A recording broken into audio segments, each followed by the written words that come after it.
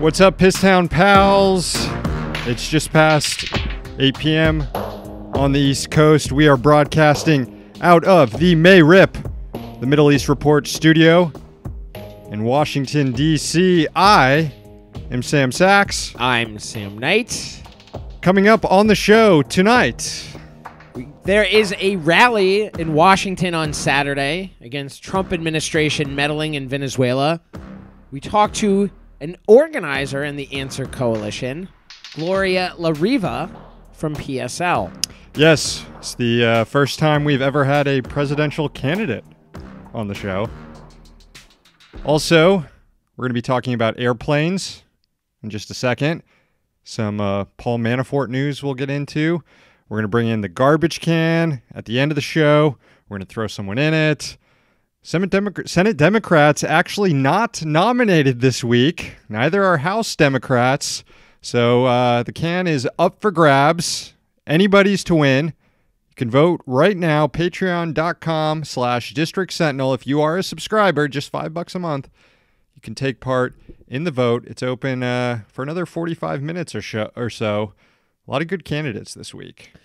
Yeah, we do have a front runner, but if there are enough people who pile in, enough people who subscribe, the outcome could be changed. Your voice still matters. You are the Florida of the garbage can electoral college. That is true. All right, we're going to get to some news here, but my camera's kind of dark here. It's a little dark in here. I guess that doesn't matter to the people who are listening to the show. Anyways, we're going to get to the news, but I want to talk about something that happened this week. It's pretty freaking important. It's perhaps one of the biggest stories of our lifetimes. I don't want to get too coast-to-coast AM here on the show, but it was just a few years ago that we had that New York Times bombshell story about the alien alloys. Remember that? Remember that story about the government secret government program to monitor UFOs and stuff, and there was like that throwaway line about alien alloys. Do you remember that? No, I don't. Well, it's unfortunate. It is unfortunate. It left an impression on me, but we haven't had much follow-up in the years since about what that meant, what these alien alloys were or any more conclusive evidence of being visited by extraterrestrial life. Until this week, folks. Until this week, when this happened. Happy birthday, dear Senator Robbie. Happy birthday to you. Oh my goodness. What I've always wanted. Look at that. Holy cow. This is Mitt Romney being presented with a Twinkie cake filled with candles. Look at this. And to the shock of everybody, he begins picking up each candle one by one and blowing them out, holding them in his hand. I think this is the sign of a very repressed individual. And it's something wearing a Mitt Romney suit, okay? This is not normal. This is not okay.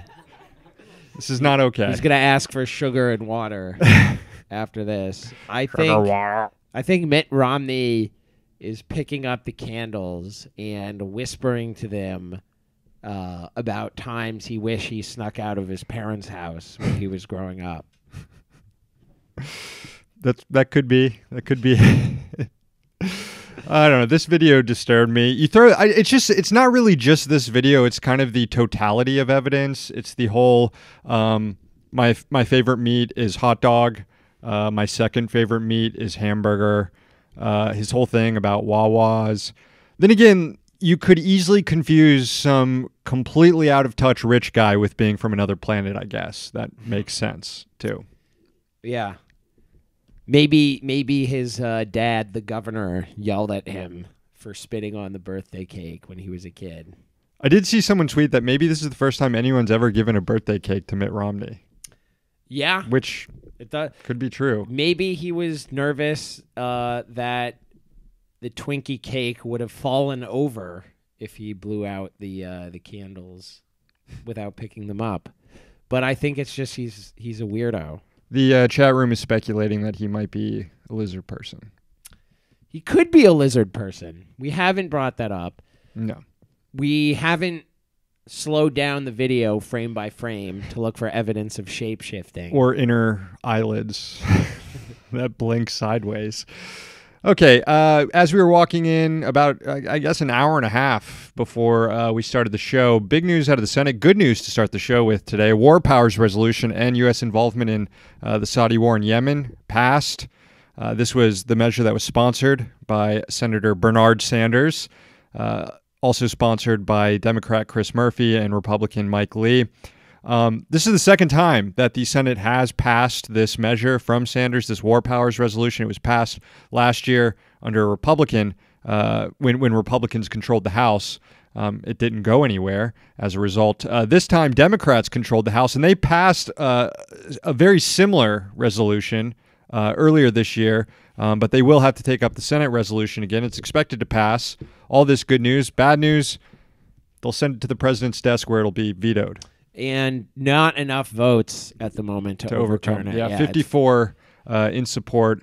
They're going to need a lot more Republicans to get on board. 7 so far: Daines, Lee, Moran, Murkowski, Rand Paul, and Young of Indiana. I was about to say Don Young. That's Alaska. That's the House.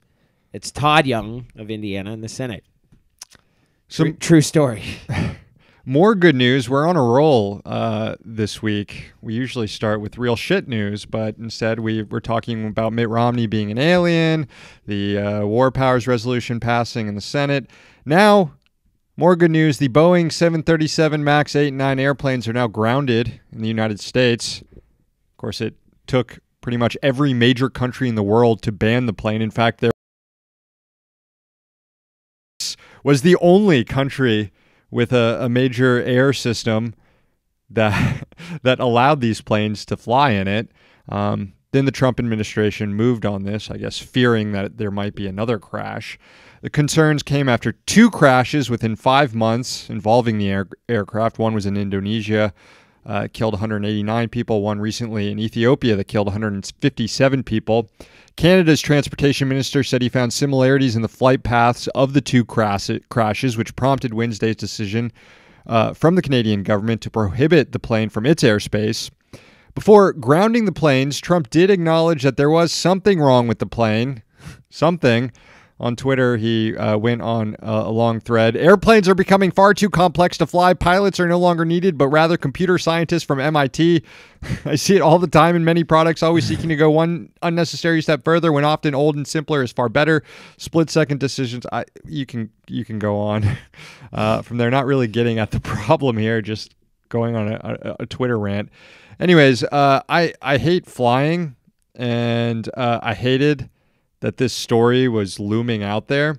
And there was a good few hours today where it looked like the Trump administration was going to keep this death trap in the air just because the Boeing CEO gave $1 million to his inauguration committee, and just because the current acting defense secretary worked at Boeing for 3 decades.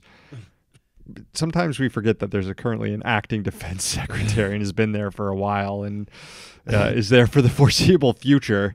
But yeah, I'm glad this is all sorted out for now. Worth remembering, though, that pilots were complaining about this aircraft. The question is, how much did Boeing know, and how much effort was Boeing expending in the background to prevent grounding of the aircraft?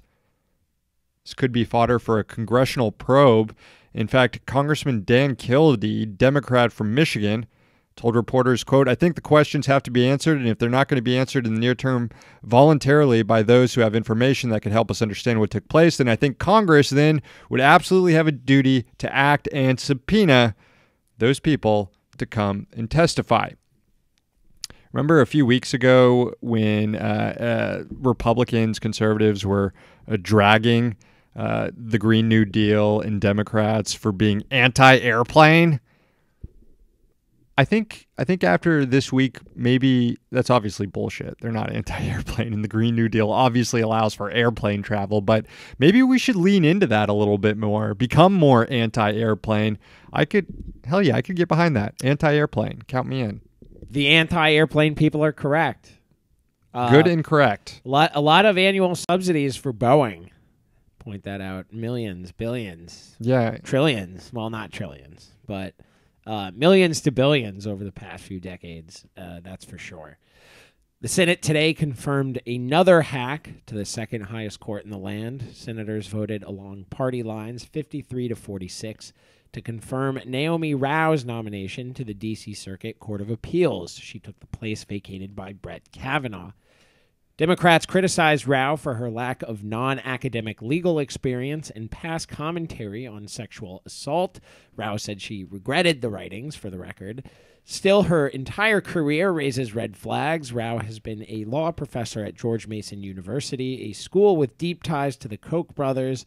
She has also served as a staff for Senator Orrin Hatch and George W. Bush, and as a clerk for Clarence Thomas. This is the resume of someone who is a conservative ideologue through and through.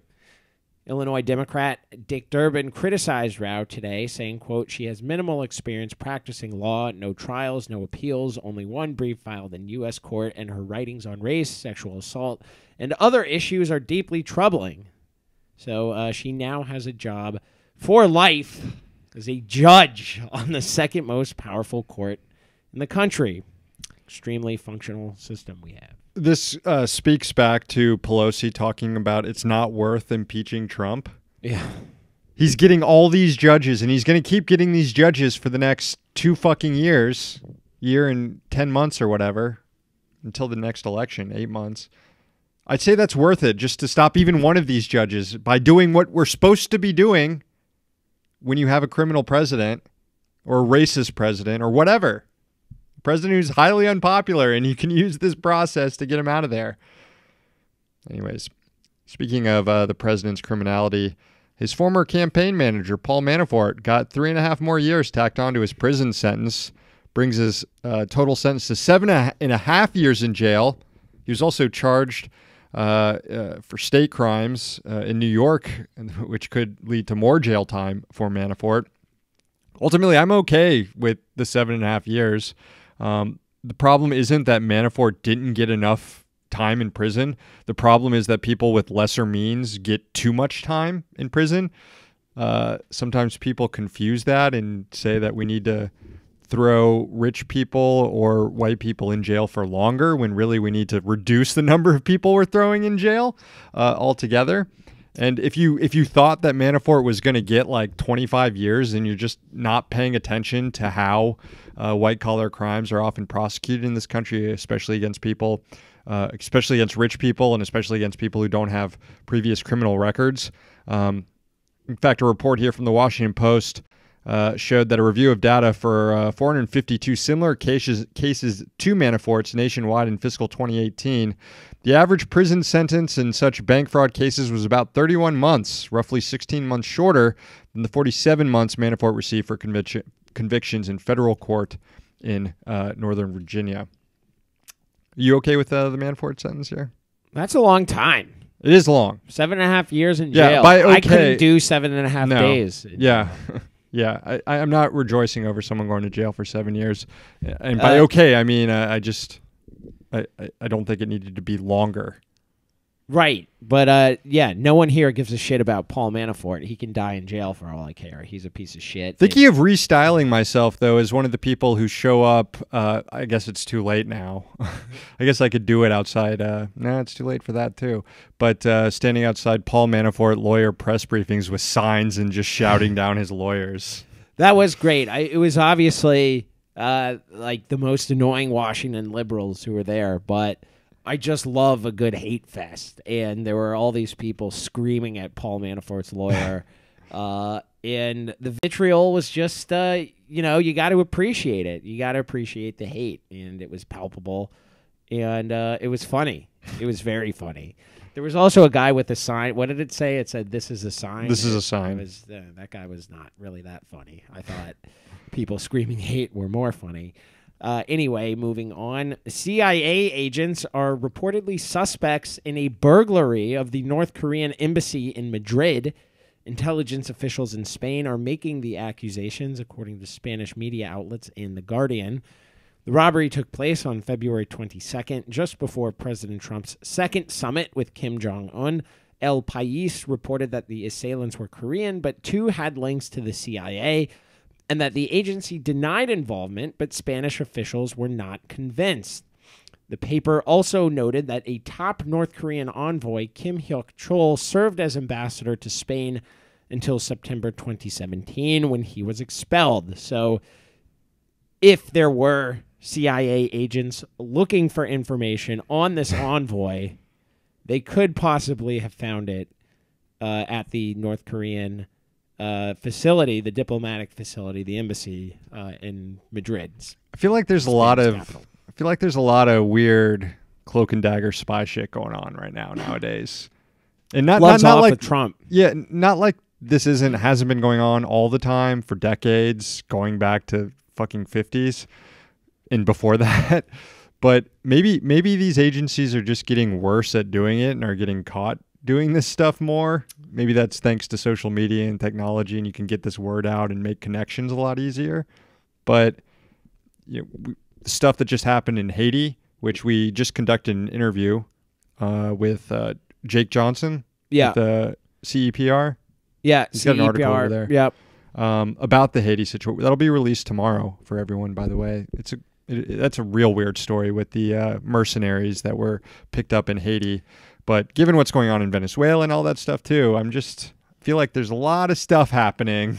Yeah. I mean, do you remember at the start of the Trump presidency, especially after that bizarre press conference he gave at the CIA where everyone said, Trump is antagonizing the intelligence community, blah, blah, blah, this, that, the other.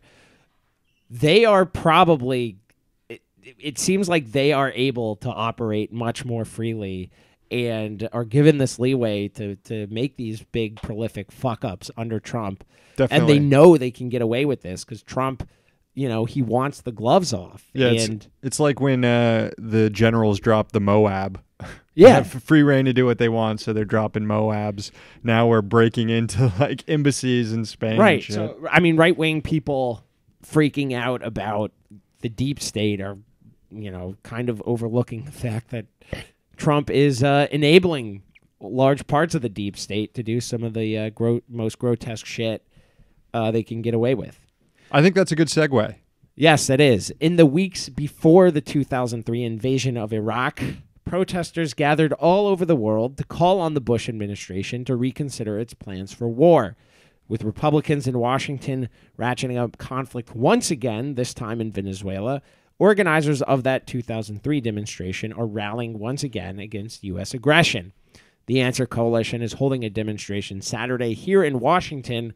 Gloria La Riva from the Party for Socialism and Liberation joined us, stopped by in studio to talk about the protest and her recent trip to Venezuela.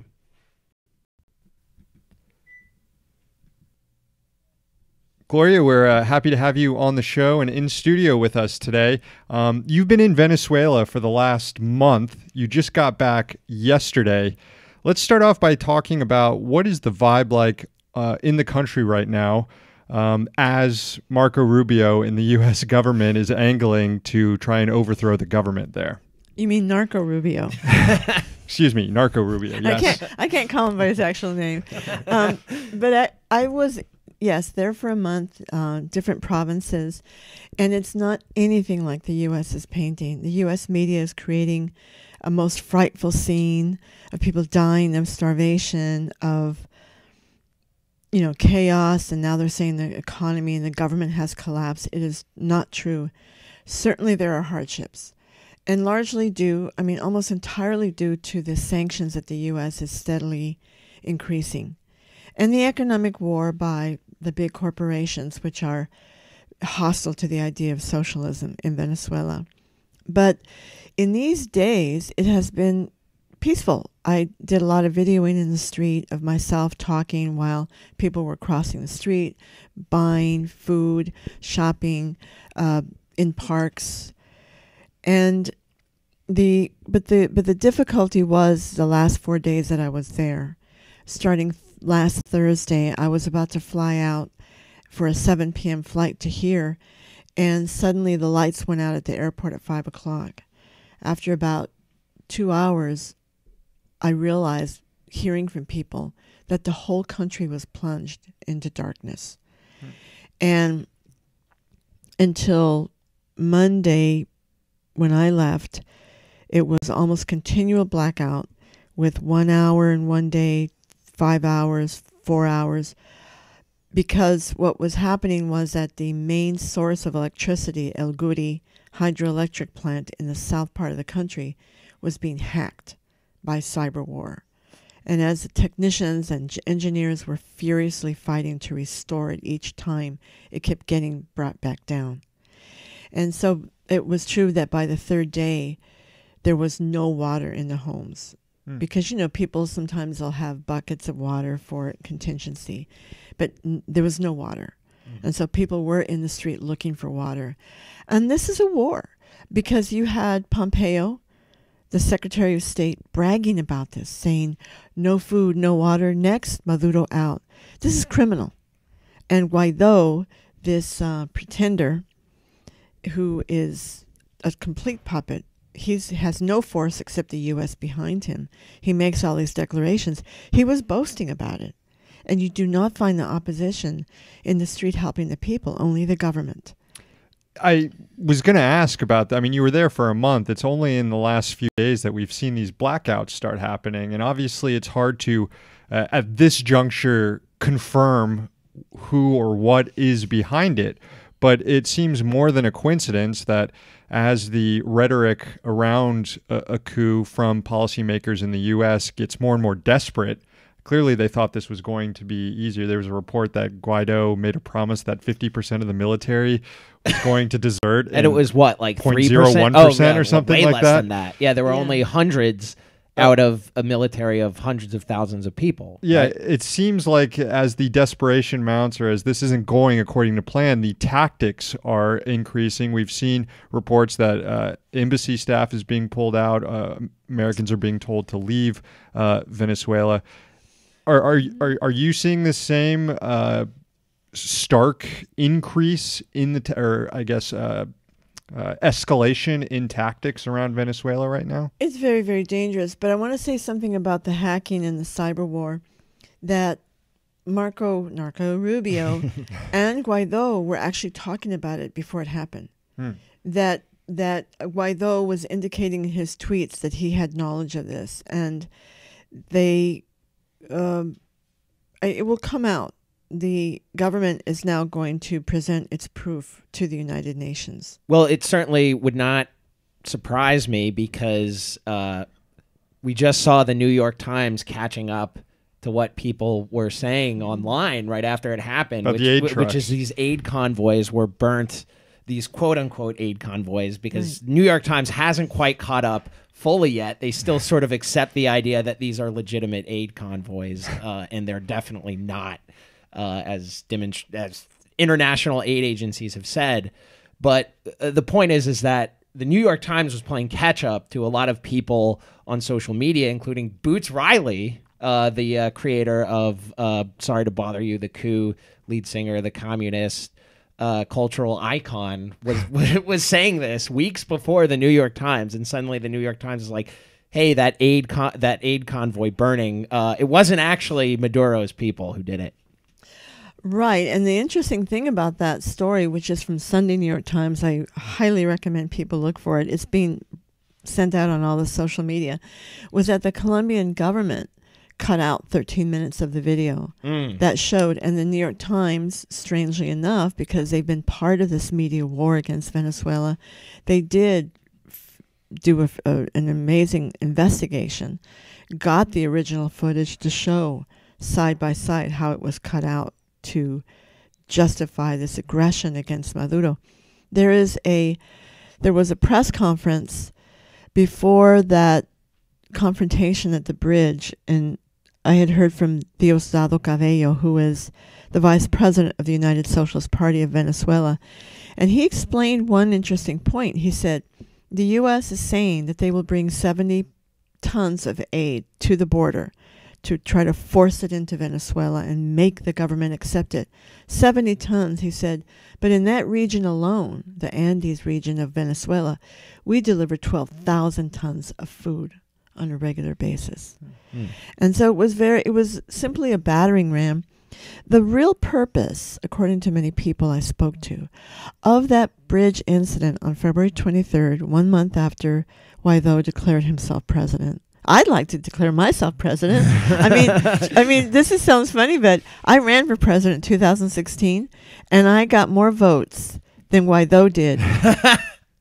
When he ran for National Assembly. So we're assembling a coalition of 51 countries right now, Gloria, to declare you the legitimate president. We're of the talking to United our States. contacts in the U.S. military. They are prepared to desert and support you. We'll find one congressperson to give it a veil of legitimacy, too. Well, to go back to that bridge incident, the purpose of the U.S. was to try to get military officers and GIs to turn coat.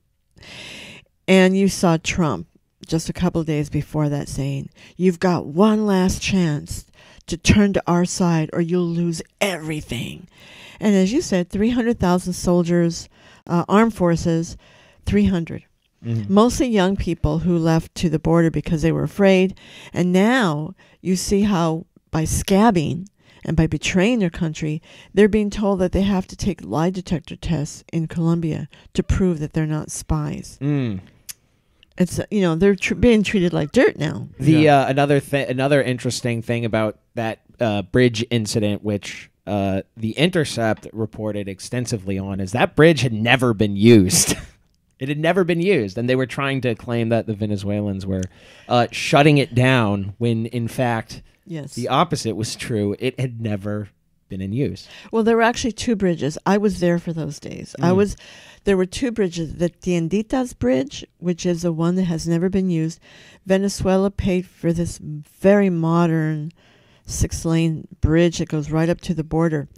But the Colombian government has refused to do its part in establishing customs policy there in order to make sure that what comes through both sides is not drugs or contraband, because there's massive contraband of all the subsidized goods, gasoline, which is really free in Venezuela. It's really free.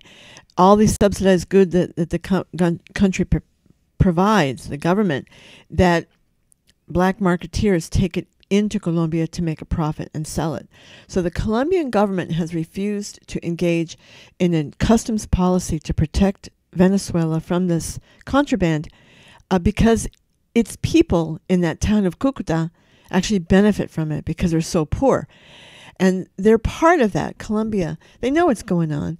So I was there at the Tienditas Bridge, and the National Guard youth, because they're like 19, 20 years old, they had a barrier on both sides about 200 yards away, protecting hundreds of us who were there at the bridge. There had been a concert the day before, and we were there all day, and the National Guard was firing tear gas to keep these extremely violent, terrorists who had Molotov cocktails. They burned 4 National Guardsmen, and one of them had his face burned, seriously burned, through this violence. And so we were there all day. It was a victory because they weren't able to pass, but the other bridge was where the 2 convoy trucks were burned by the fascist elements on the Colombian side. And the people there, the pro-government, pro-Chavista people, were seriously hit with rocks, Molotovs. There were some 300 injuries on both sides, but most of the people were the ones hit by the fascist groups. And yet they were successful. They were not able to come through with this false aid. You mentioned that the on-the-ground situation in Venezuela isn't as desperate or dire as a lot of U.S. policymakers want it to seem, though things are bad, and the blackouts recently have made this a lot worse. Talking to people there, what is their sense of what's going on? Obviously, this isn't the first time the U.S. has tried to interfere in Venezuelan politics, and they've tried to launch a coup in 2002. Do people in Venezuela feel like that's happening again? Is there a sense that they are under attack? You mentioned this is a war. Is there a sense that they're under attack by the United States and allies of the U.S. or I guess the Guaido government?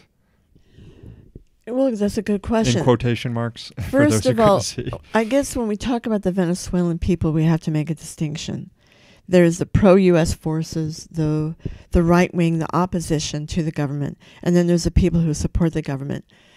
The majority of people support the government, and it's a class situation. The poor and the working class tend to be for Maduro and the Chavez, legacy. Then you go to the ultra-rich, the middle classes that have high aspirations and illusions about the U.S. and what the U.S. will do for them. I went to a right-wing protest just to see what it was like. They were meeting Guaido when he came back in early March after his tour through Latin America to seek support for the overthrow of the government. And the people are vicious.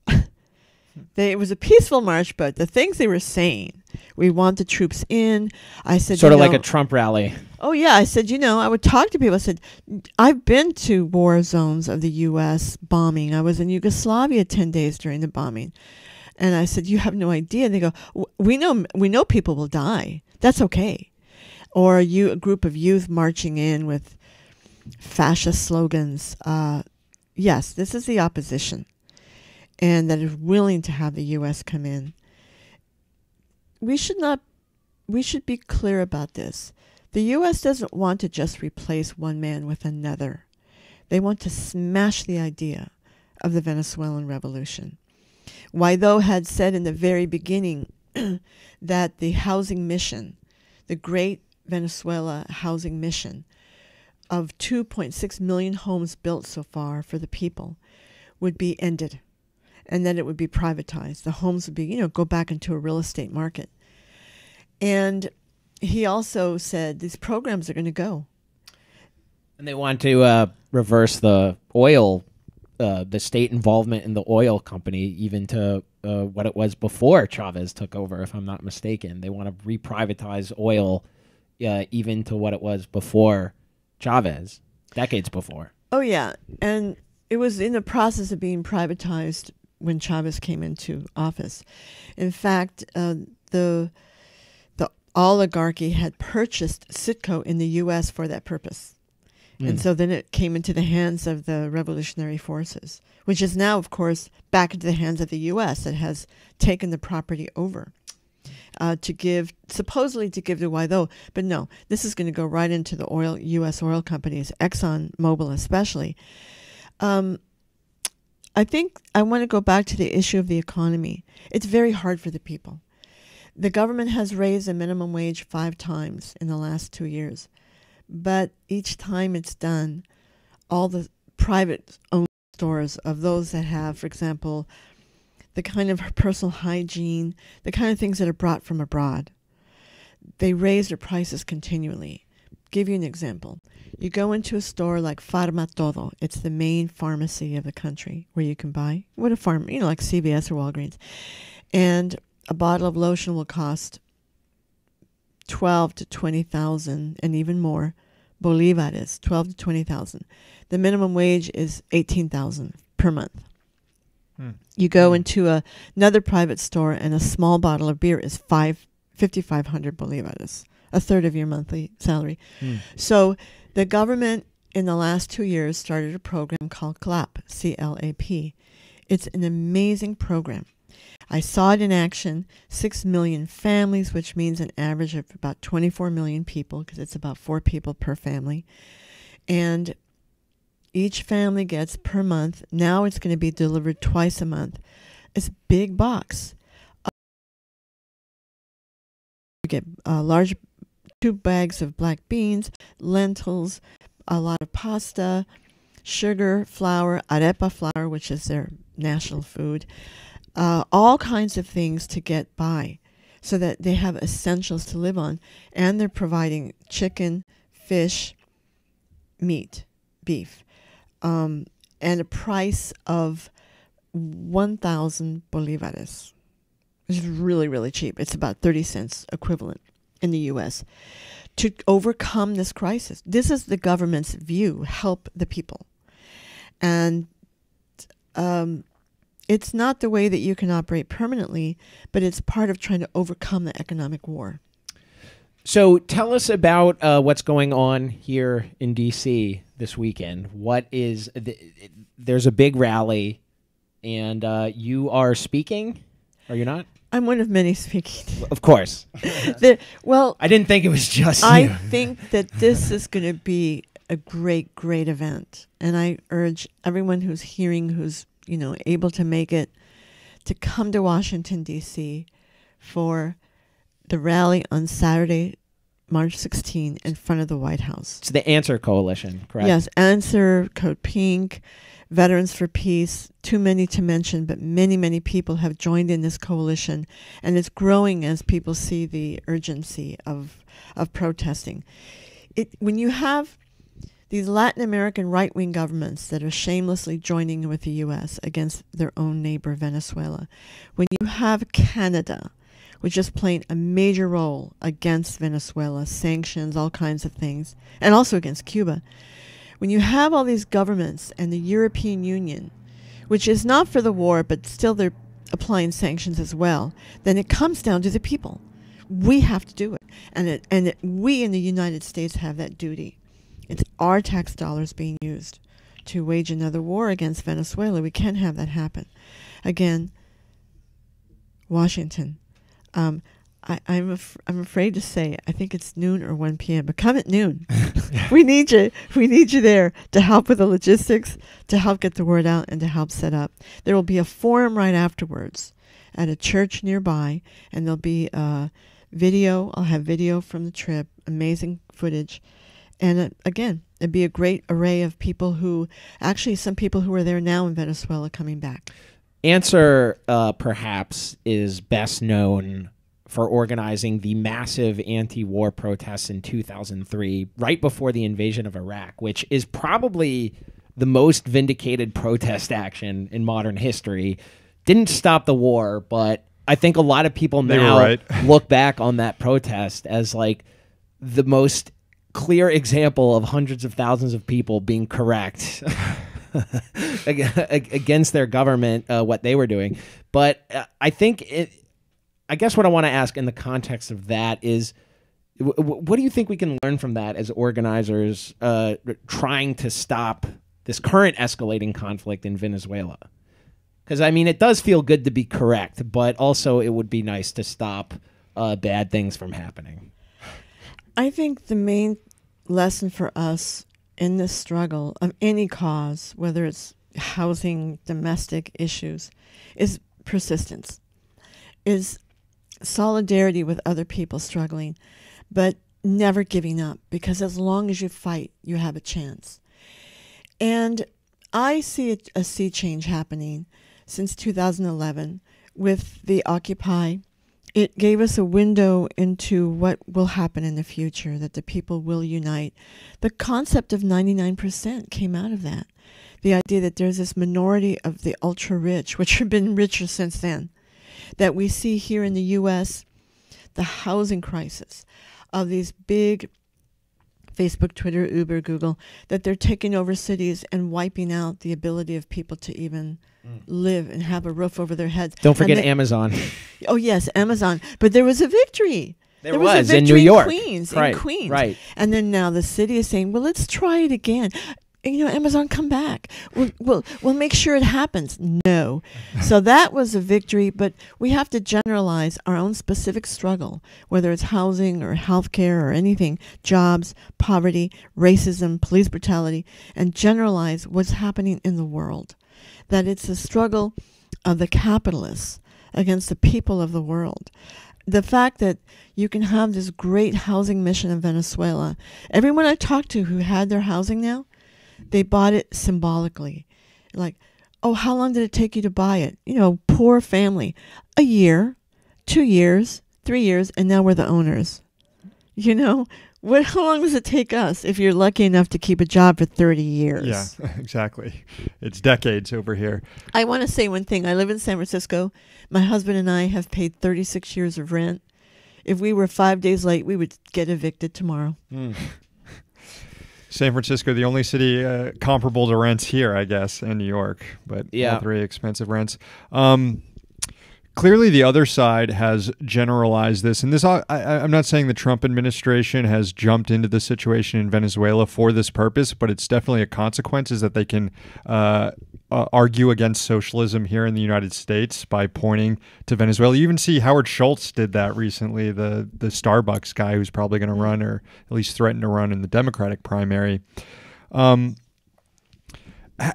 Even people, there's so much pressure on the debate here in the U.S. when the entire foreign policy establishment supports coups and supports intervention in Venezuela. You have Democrats on board, Republicans on board, think tanks on board, the media is on board. And even people who aren't on board feel that pressure when they're commenting on it. And if they don't support the coup, they still have to preface their comments with, Maduro is a bad guy, but...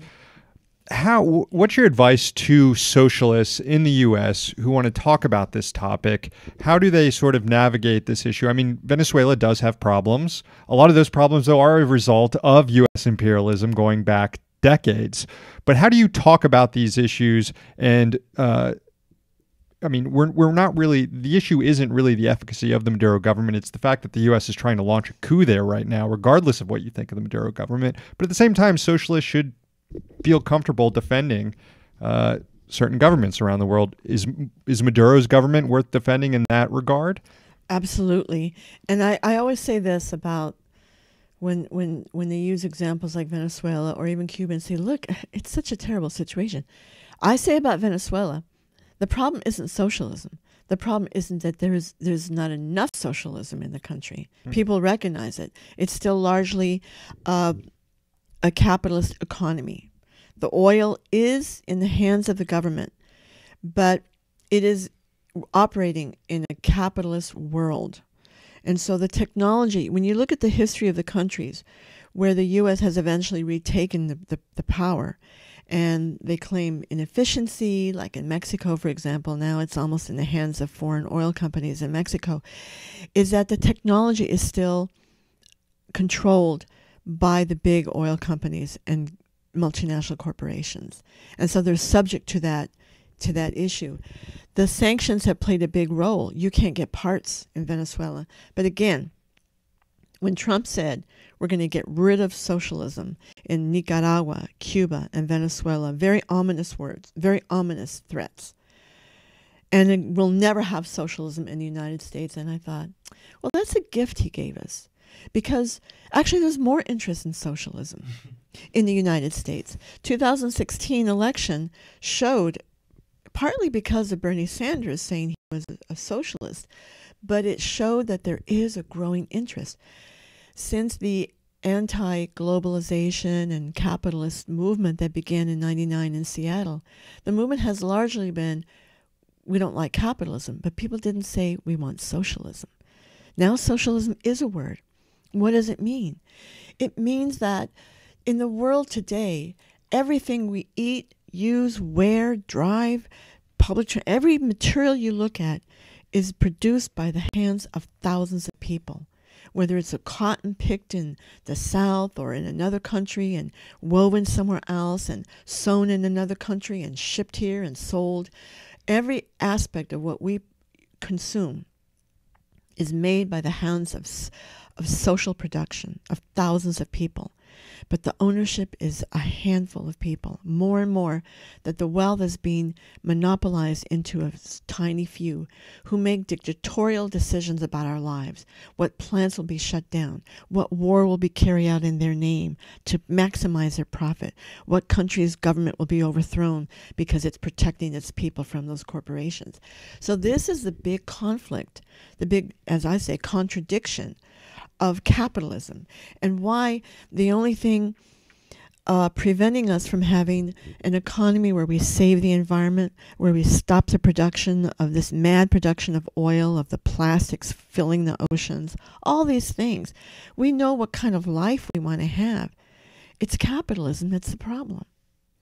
Yeah. I remember arguing, having a friendly debate with a capitalist roommate who tried to make the point that we need incentives to work, and capitalism provides those. I don't agree that capitalism provides incentives to work, but I responded, just look at the garbage patch in the ocean. We need less incentive to be producing shit just for the sake of it, and capitalism's not working. So I'm sorry, I'm just meandering there. Yeah, no, that's good. That's a good point. This is what I say. I say the capitalists are the only ones who need an incentive of profit to work. If they can't make a profit, they won't get it. They will not operate. The people, when you look at history, the people who fought slavery, the people who invented on behalf of humanity, they did it to help humanity. There's one great example. Jan Matzeliger. He was a black man who invented this extremely complex shoe-lasting machine that revolutionized shoemaking and made shoes possible for the people of the world. He was a poor, very poor immigrant who lived in Massachusetts. He spent years as an extremely poor man. He died poor, but he did it to help people have shoes. I mean, one example. I do get a kick out of the fact that a lot of Democratic candidates who, if they were running 8 years ago, would proudly say that they're a capitalist, but now when they're asked the question, not even Hickenlooper. Yeah, are you a capitalist? They hedge. People are afraid to admit it now. That was pretty cool. Cuba's role in this, we saw Mike Pompeo. Clearly this isn't just about Venezuela, by the way. This does speak to conquering socialism around the world, but Mike Pompeo just the other day referring to Cuba as imperialist Cuba. I thought, oh my God, you're really reaching. You are really desperate. Well, Cuba and Venezuela have a very close relationship. It's true. And Cuba, after the coup of the United States against Hugo Chavez, which was successfully defeated in 2002, and then the oil sabotage, which shut down the oil industry by hacking, by the way, by the cybernetic attack from a Texas corporation into the oil system of Venezuela, Cuba began to send thousands of doctors in an arrangement where a free healthcare system was set up in Venezuela, and Cuba was able to receive oil. That relationship still exists but Cuba did it before the oil arrangement. They did it out of solidarity. Last week, about 10 days ago, Trump implemented this notorious Title III of the Helms-Burton Law, which is a law that was signed by Clinton in 1996 to tighten the U.S. economic, financial, and commercial blockade against Cuba. Title III is going to enable corporations, U.S. corporations and individuals to sue Cuba, not to sue any corporation in the world that invests in Cuba. It's a very serious blow. And we have, again, to understand the U.S. intentions in Latin America is to reverse every bit of progress that has taken place. So Cuba and Nicaragua, we have to also understand and defend. And we haven't even mentioned Jair Bolsonaro of Brazil, and I don't think we'll be able to get to that today, but just another point driving that home. We'll keep an eye on him. Yeah. Gloria La Riva with the Party for Socialism and Liberation. The first time we've had a presidential candidate on our show, by the way. A former presidential candidate. You're not making another run? Anything you want to announce on our show? She's running, folks. In my party, we're very democratic, and we haven't even discussed whether to run a candidate, but I'm sure we will. I want to say one thing. I have this scab on my face, and I want to explain. I fell on my face at a protest in Venezuela. I couldn't believe it. Oh, no. I was running, and I hit the ground, and I'm very lucky I didn't break my teeth. Jeez. Well, we're glad you're okay. Yes, and everyone show up Saturday, March 16th, for the action against what's happening, the coup effort in Venezuela, outside the White House here in D.C.? Yes, at the White House for sure. And please look up all the information. There's all kinds of buses and transport coming from different cities. Answercoalition.org. Please check us out. And if you can, make a donation. Gloria La Riva, thanks so much for coming on the show. Thank you. Thank you. All right, we are back live here in Pisstown. Been following the chat room here. See, there is a lot of discussion about the potential for a Civ for the District Sentinel gaming operation in Civ 6. We're reviewing the poll results from last week about people's availability. We have a Discord group set up, but I haven't formatted it the way I wanted to have it so our subscribers are the ones who have access to it. So I'll get that set probably by Friday. We'll have that all set up, the Civ 6 Discord group. And then from there, we can start scheduling games.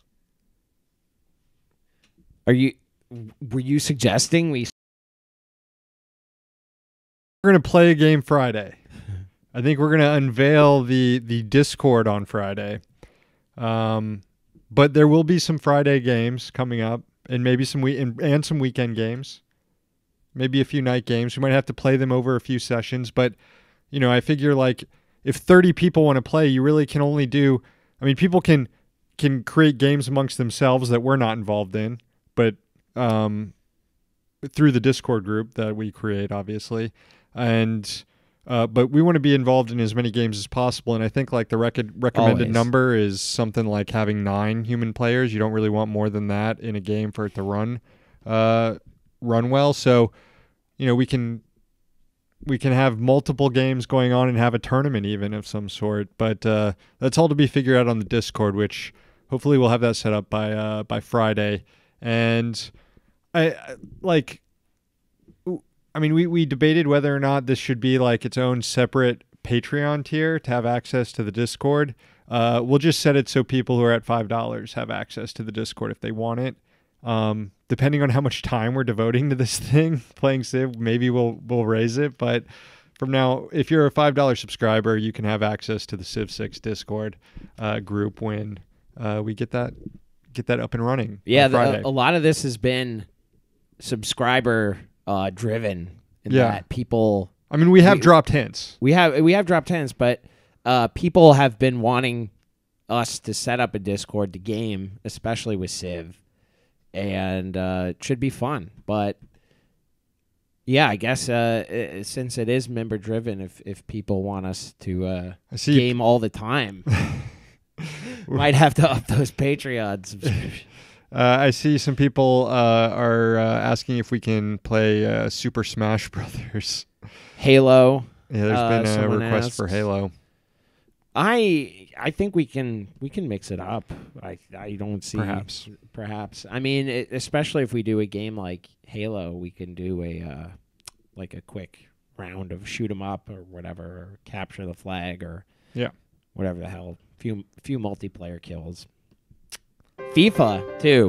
We will play FIFA. We could definitely play some FIFA. We've done that before. That music means one thing. It's time to read some poetry on the air. This is for Joseph. Run for president of a big smelly butthole, you fucking dummy. Oh, sorry, that was for Beto O'Rourke. Thank you, Joseph. This one goes out to Jack. Bad news about the Flamin' Hot Nacho Doritos. They're too spicy. Thank you, Jack. Doritos too spicy. They are indeed too spicy. SK1 got me some Flamin' Hot Nacho Doritos. I had one and couldn't take it. It's too damn spicy. It was the only brand that was the only flavor that was the only flavor of Doritos that was left in the store. I would usually go for the nacho cheese, which is the obvious choice and the popular choice. They didn't even have Cool Ranch. Unbelievable. Unbelievable. All right, we've reached the end of the show. Interns, bring in the can. That's right, folks. If this is your first time watching, we throw people in a garbage can every week. The bad takers, the shitty taker. Right there, right there, right there. That's good.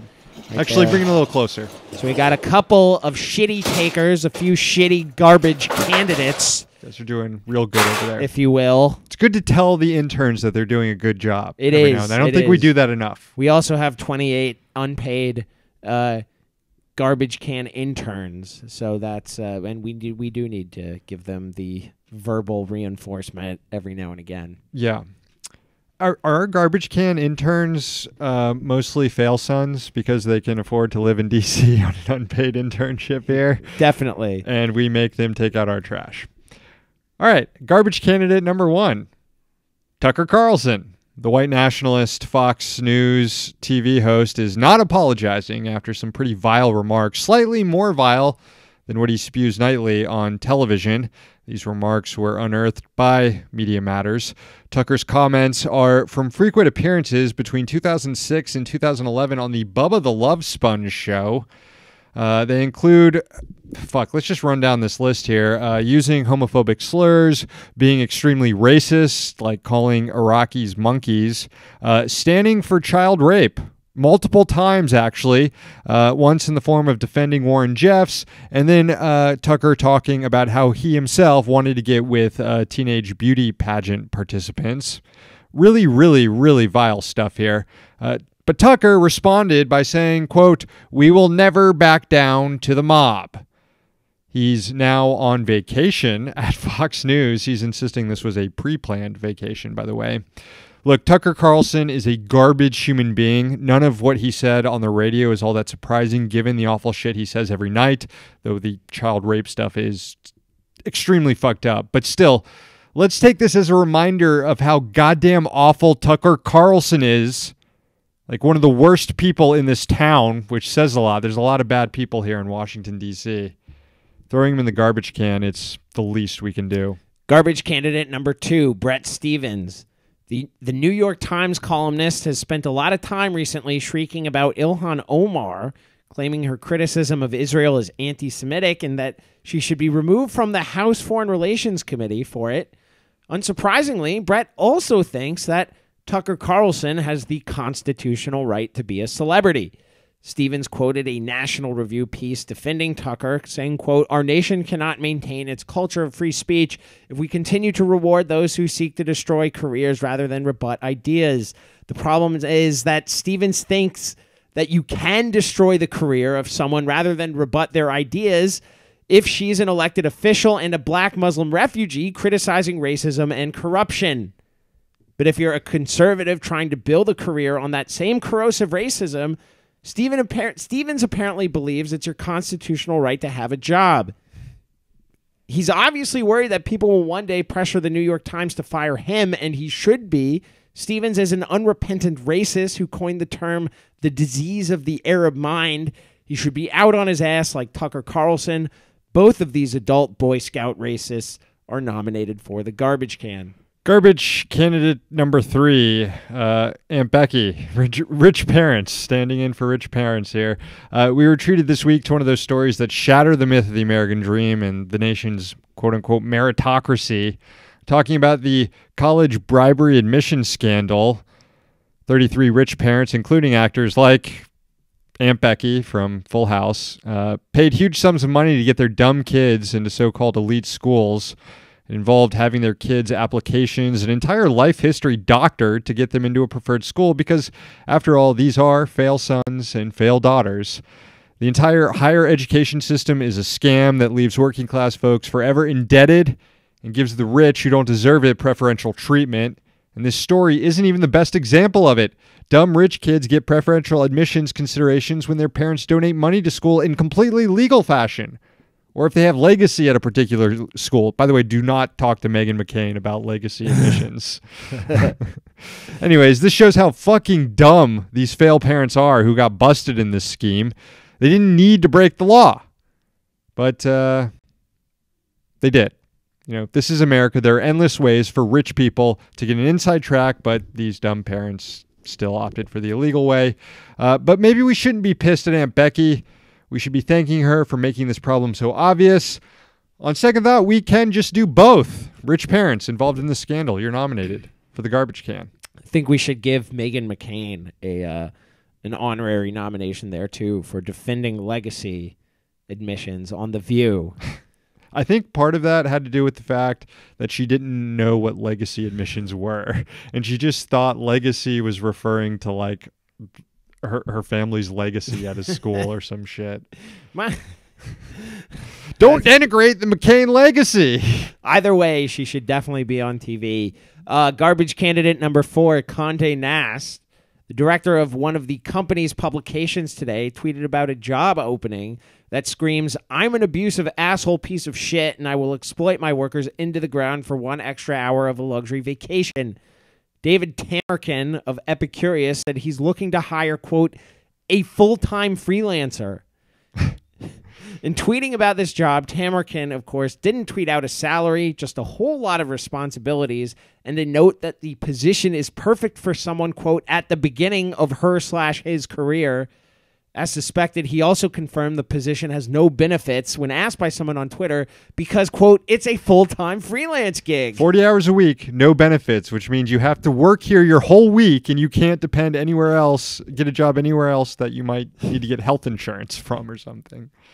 So if this sounds weird, if this 40-hour per week freelance gig, this full-time freelance gig, if that sounds weird to you, if it sounds like it's not a thing, you're not alone, because people on Twitter tagged in labor regulators in New York State to report employee misclassification here by Condé Nast. And fortunately, the New York Department of Labor said it would look into the matter. So I guess it kind of ends on a happy note.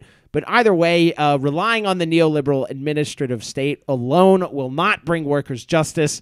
So this week, we might have to throw Condé Nast in the garbage can. Garbage can at number 5. Full-time freelance position. That's, you mean a full-time job that just pays poorly? Exactly. Anyway. Garbage can at number 5. This guy, the Hat Man, Tommy Christopher. I have a feeling this will be the first of many nominations for Tommy over the next year and a half. We'll see. This week, he found himself nominated for alleging that Bernie Sanders might be racist because he used a completely legitimate non-racist word that just happens to sound like a racist word. This is a follow-up to his other attack that Bernie might be a racist because he didn't praise Barack Obama like he praised Jesse Jackson, because in Tommy's mind, all black politicians should be treated exactly the same by white people or they're racist. Maybe we can just spare ourselves from Tommy's next Oppo dump and just throw him in the garbage can this week. And yes, Tommy, you can bring your hat with you in the garbage can. Garbage candidate number 6, Marco Rubio. His thirst tweets for the coup in Venezuela are just getting sadder and sadder. First, the New York Times reported it was opposition protesters that burned the fake aid convoy, not pro-Maduro factions, as Rubio initially claimed. Rubio also then claimed that there were 80 fatalities at a hospital because of recent blackouts. Information, or disinformation, I should say, because it was quickly refuted by a Wall Street Journal reporter. Finally, and most embarrassingly, Rubio claimed the blackout was related to a failure at a German dam. There is no German dam. The foreign policy expert was referring to a report by a journalist named Hermann Damm. Hermann with the G, the German, the Spanish G at the start there. It's Hermann. That if you're an idiot, you might look at the byline and somehow in your foam party-addled mind think that this is actually a German dam and not a journalist named Hermann Damm. God damn it, Marco. Look, it's obvious why Rubio is making these mistakes. He's insanely horny for this right-wing coup in Venezuela. We might need to put Rubio in the garbage before he pokes someone's eye out with his war boner. All right. We've got Rubio. We've got Tommy Christopher. We've got Condé Nast. We've got Aunt Becky and all the other rich parents involved in this scheme. We got Brett Stevens. We've got Tucker Carlson.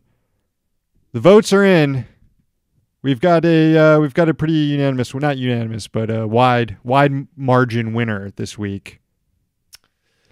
Tucker Carlson, you are going in the garbage can. Oh, he's in there with all the comments from Stormfront.org calling him the only mainstream journalist they respect. Tommy Christopher's hat's in there already too anyway, so. Along with Marco Rubio's tweets. We both got there. All right, that is all there is tonight.